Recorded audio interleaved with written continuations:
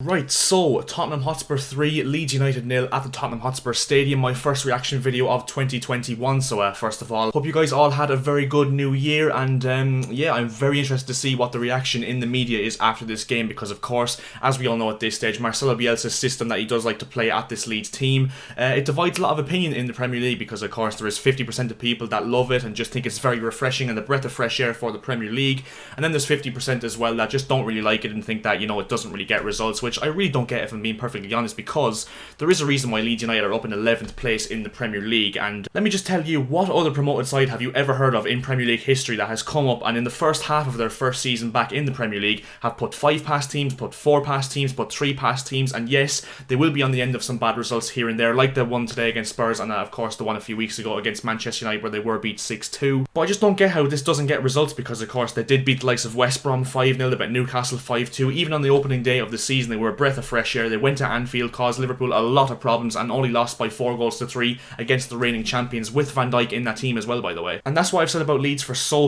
long now. I mean, against the smaller teams like the likes of Burnley, West Brom, Newcastle, etc., they will be winning those games very comfortably, because of course the teams that they do play against will not have the same firepower and attacking intent to obviously rule out this Leeds team. And that is why this Leeds team will have so much freedom against those kind of teams that can't really punish them at the other end of the pitch. But against the teams like United, like Spurs, and etc., who do have world-class players up front, they will be on the end of some batterings. But of course, if you're going to play this system, that is one thing you just have to deal with, if I'm honest. And it's just these football purists, and I see it all over Twitter, and the main one is Rory Jennings, and don't get me wrong, I really do like Rory Jennings, and I think he's very good on the kickoff, but overall, I just don't understand where this complete obsession with Leeds United comes from, and you know, they just completely act like Leeds United and Marcelo Bielsa don't deserve any credit for the way they do play football. And yes, of course, I'm not advocating that losing 3-0 to Spurs and still going attacking is a good thing, because of course football is results business, but at least they're showing the bravery, the character, the spirit to actually try and fight back, even losing 3-0. I mean, I'd rather that than just a team sit on a 3-0 defeat and play damage limitation football like what Steve Bruce does at Newcastle. And I really like the freedom and just the,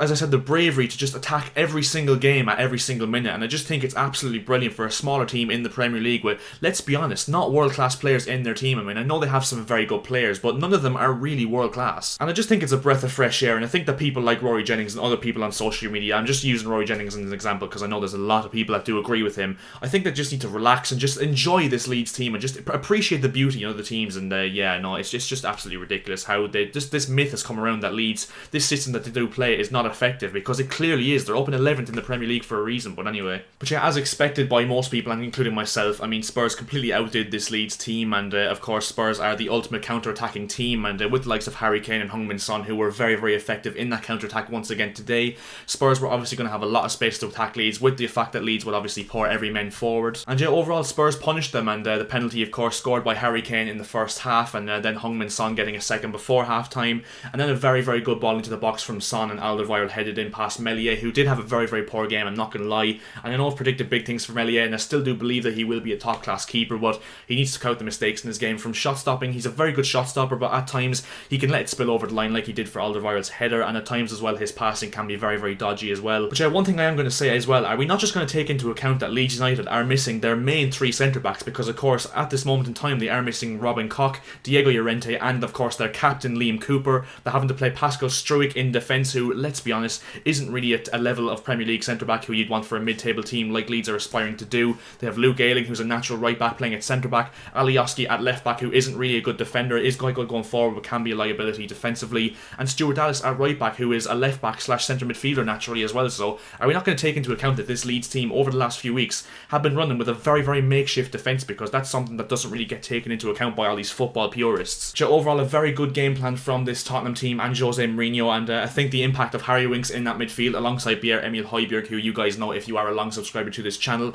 I very much rate Højbjerg. I think he's very underrated and is probably a world-class player, if I'm being perfectly honest, because he performs at a world-class level every single week for Spurs nearly, and he does exactly what it says in the tin. He does exactly what his job description says. Alongside Harry Winks in this midfield, I thought was absolutely perfectly balanced, because of course with a team like Leeds, you need a player that can keep the ball and keep possession, and you know, try and find those pockets of space and try and just keep possession, as I said, and that is exactly what Harry Winks does do. But yeah, overall Spurs getting back to winning ways after those 3 winless games against Liverpool, Leicester and Wolverhampton Wanderers, and a very convincing win once again, and yeah, over especially a very good Leeds side as well, who we know will be a danger for a lot of sides. And I will say this, when Leeds improve their personnel over the years, because they have the money to spend, they have the reputation to bring in top class players as well, when Leeds eventually eventually grow through the ranks in the next seasons, I think they'll be a very dangerous team for a lot of sides, because literally what they're missing at this moment in time is a properly good defence and a lot of clinical edge at the other end of the pitch as well. So I think once Leeds improve those things, they'll be a danger for most teams and will be a consistently mid-table team, if not fighting for Europa League every season. I mean, I go back to Leeds' lack of clinical edge, and you look at it in the first half, Patrick Bamford with a free header in the penalty area, and I do rate Patrick Bamford. I think he's a very underrated footballer in terms of his technical ability